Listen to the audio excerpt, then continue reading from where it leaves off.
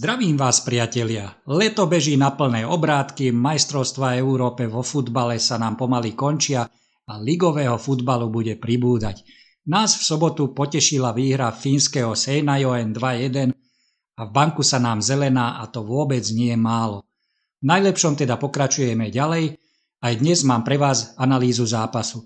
Počúvate tipérsky Goalcast, magazín o zodpovednom tipovaní a kurzových stávkach. Nočné zápasy nerád tipujem, ale tento sa nedal vynechať. Ide o súboj dvoch tímov východnej konferencie Major League Soccer, konkrétne 15. Chicago Fire, ktoré na svojom fielde privíta 12. Philadelphia Union. Lepšiu momentálnu formu má domáce Chicago. Chicago Fire prehralo posledné dva zápasy. Najskôr podľahlo 11. Orlandu 4-2 a v ostatnom kole aj 9. Seattle Sounders 2-1.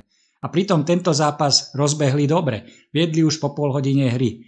Nech je nám útechou, že zápas 2 gólmi z penalty otočil Slovák Albert Rusnák.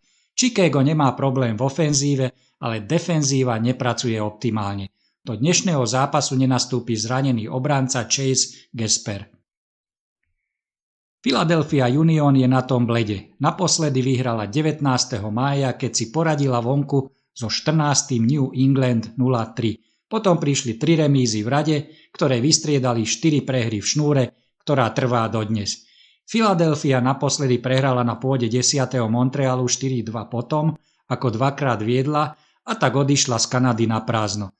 Tento zápas dokonale ilustruje nekonzistentnosť Philadelphie, ako aj ich labilitu v obrane. V zostave dnes chýba zranený Andre Blake, ktorý ako brankár číslo 3 nie je kľúčovým hráčom. Z posledných 6 vzájomných zápasov vyhralo Chicago 1, Philadelphia 2 zápasy a nerozhodne skončili 3 zápasy. Dovedna v nich padlo 17 gólov, čo činí priemer 2,83 gólu na zápas.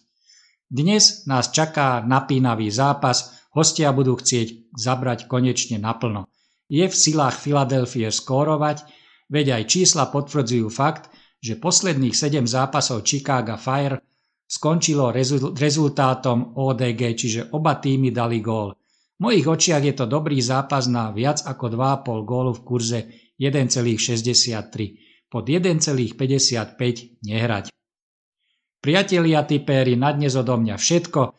Majte sa parádne, ako sa len dá. Užívajte leta, dovoleniek, oddychu v plnom zdraví. Vidíme sa tu pri ďalšej analýze. Čaute.